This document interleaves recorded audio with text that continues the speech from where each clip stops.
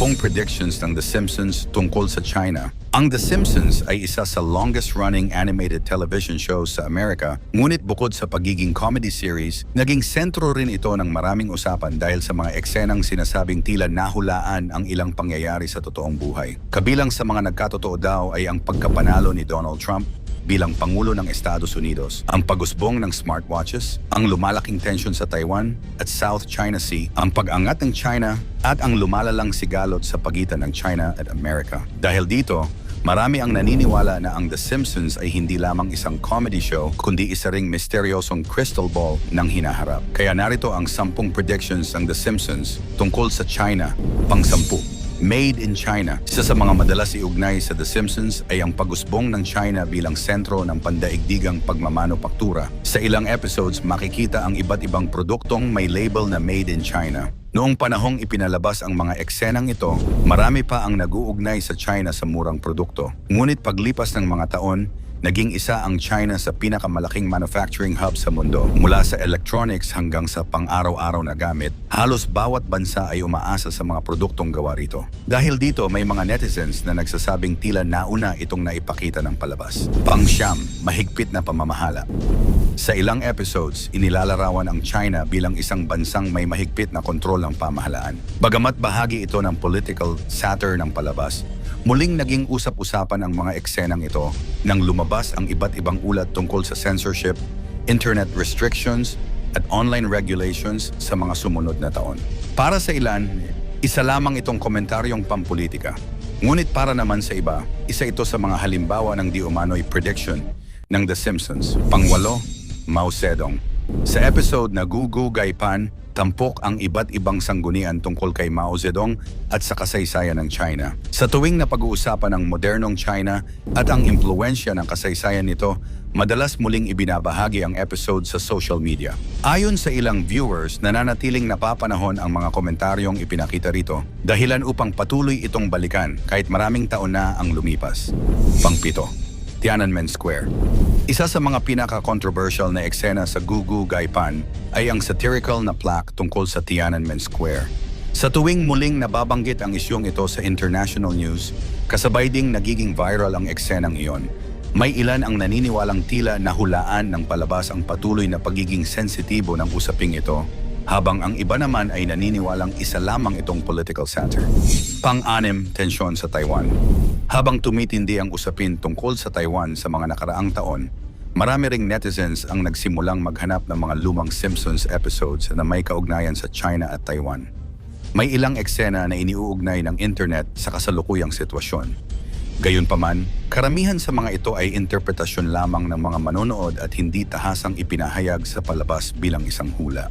Pang-5, ang COVID-19. Ito marahil ang pinakasikat na viral claim na iniuugnay sa The Simpsons. Noong sumiklab ang COVID pandemic, mabilis na kumalat sa social media ang iba't ibang screenshots na di umano'y mula sa palabas. Marami ang naniwalang nahulaan umano nito ang pandemya. Gayunman, kalaunan ay napatunayang marami sa mga kumalat na larawan ay edited o hindi talaga nagmula sa The Simpsons. Sa kabila nito, nananatili itong isa sa pinaka-controversial at pinaka-binabalikang usapin tungkol sa serye. Pang-4, China at United States. Habang lalong umigting ang kompetisyon ng China at Estados Unidos sa ekonomiya, teknolohiya at seguridad, marami ring lumang clips ng The Simpsons ang muling ibinahagi online. Ayon sa ilang netizens, may mga satirical scenes na tila kahawig ng kasalukuyang relasyon ng dalawang superpower. Hindi man ito direktang prediction, patuloy itong nagiging paksa ng iba't ibang interpretasyon sa internet. Pang-8, South China Sea. Sa tuwing umiinit ang usapin sa South China Sea, muling nagiging viral ang iba't ibang video at larawan na iniuugnay sa The Simpsons. May mga nagsasabing may eksena umanong tumutukoy sa isyong ito. Pangalawa, ang hinaharap ng China. Habang patuloy na lumalawak ang impluensya ng China sa pandaigdigang ekonomiya, teknolohiya at geopolitics, may mga naniniwalang may iba pang lumang episodes ng The Simpsons na maaaring magkaroon ng bagong kahulugan sa hinaharap. Sa tuwing may malaking balita tungkol sa China, may panibagong eksena na naman ang muling binubuhay ng internet. Dahil dito, hindi nawawala ang tanong ng marami. May pattern nga ba o sadyang mahusay lamang gumawa ng social commentary ang mga writers ng The Simpsons. And ang number 1, Gugugaypan. Kung may isang episode na paulit-ulit na binabalikan tuwing pinag-uusapan ng China, it ay ang Gugugaypan. Makikita rito ang Beijing, Great Wall of China, mga sanggunian tungkol kay Mao Zedong, Tiananmen Square, at iba pang sensitibong usapin tungkol sa bansa. Dahil sa dami ng political satire sa episode, marami ang naniniwalang dito nagsimula ang halos lahat ng usapan tungkol sa di umano'y China predictions ng The Simpsons. Ang totoo, karamihan sa mga sinasabing hula ng The Simpsons ay hindi direktang prediction, kundi mga satirical at exaggerated na eksena na kalaunan ay iniuugnay ng mga tao sa mga totoong pangyayari. Marami ring episodes ang binibigyang ibang kahulugan pagkatapos lamang mangyari ang isang event. Ibig sabihin, mas marami ang tsamba at coincidence kaysa totoong propesiya. Muli mangyari man o hindi ang mga hulang ito, isa lang ang ating dapat paniwalaan, ang Diyos na makapangyarihan sa lahat. Ikaw, ano ang masasabi mo sa mga hulang ito? Magkatotoo kaya ito o isang huwad lamang na panghuhula? Ikomento mo naman ito sa ibaba. Mga 10 hula ni Perez hindi para sa Pilipinas. Ang nakakatakot na hula ni Perez hindi sa Pilipinas ngayong 2026. Si Perez hindi, isang pastor mula sa Africa na sinasabing nakatanggap umano ng mga mensahe ng babala mula sa Diyos. At particular niyang binanggit ang Pilipinas.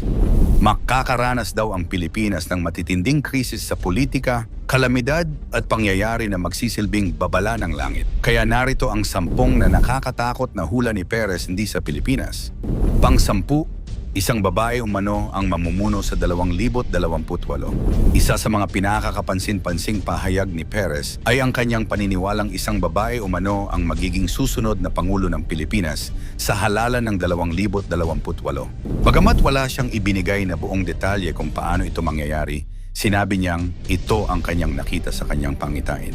Binanggit din niya ang pangalang Maria Luisa bilang isa sa mga personalidad na dapat umanong ipanalangin dahil may mga taong nais siyang hadlangan.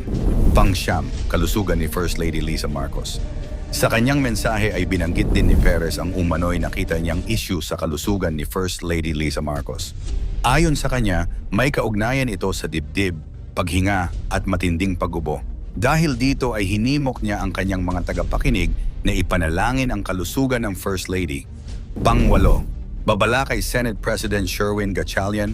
Isa pang politikong kanyang tahasang binanggit ay si Senate President Sherwin Gatchalian. Ayon kay Perez, may mga tao umanong malapit dito na nagtatangkang pabagsakin siya. Binanggit din niya ang posibilidad ng pagtataksil at iba pang lihim na plano laban sa senador. Pang-7, bantang pagpapatalsik kay Pangulong Marcos.